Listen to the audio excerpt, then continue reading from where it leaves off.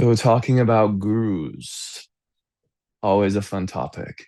Judah Krishnamurti said, "The moment you follow someone, you cease to follow truth. You are your own master and your own disciple." So in that, it seems like he's against gurus. He's against following anyone.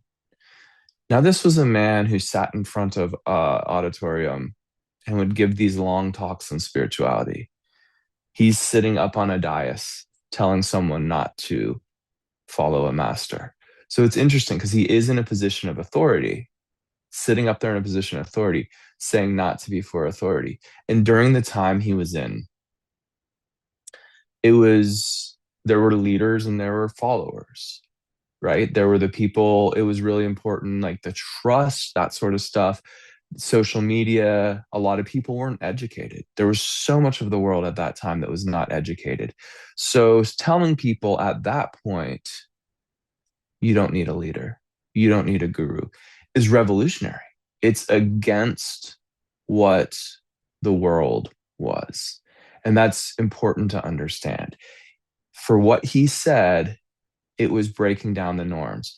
Now, everybody's got a self help book. Everybody's told to manifest. Everybody's told this sort of thing.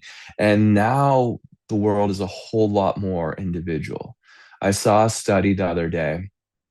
I was talking about narcissism, and narcissism is on the rise. And we almost have this plague of individuality where we're elevating the self to this almost deified status.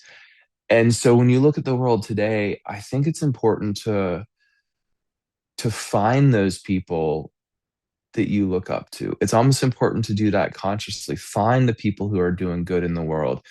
And I'm not talking about find some leader on some hill or something like that. Friends, family, the people who are living a life that is beautiful, that is honest, that is connected, and don't make them your guru. That's not what I'm talking about. But if you do stumble upon someone who seems to know something that you don't, that seems to have some understanding or some perspective of the world, their experience of life is beautiful, it's important that you recognize that. And if they have something to teach you, learn. Everybody these days wants to be the master. Everybody these days wants to be, you see it on social media. Everybody's got this position, that position. Everyone's trying to be an expert. Everybody thinks they know something. So if you're honest with yourself and you realize that I don't really know anything, how much of my knowledge is firsthand? I haven't gone and done these experiments. I haven't gone and you know, looked at DNA. I haven't looked under the electron microscope. I haven't done that sort of stuff. This is secondhand. Everything that I consume is secondhand. There's very little that we get from the source these days. So if you find somebody who seems to know something, if you find somebody, even somebody who has seemed to grow, right? Like you knew somebody 10 years ago, they were this way. You know somebody and they've changed their life, they've done these things, and they've grown in this way. Pay a little bit closer attention to them. And I think it's very important in this world that we don't isolate ourselves further. That yes, he's right. He's not wrong in all that. But you can take something that someone says to an extreme. And I feel like the world right now is that extreme. The world right now is that individualism extreme.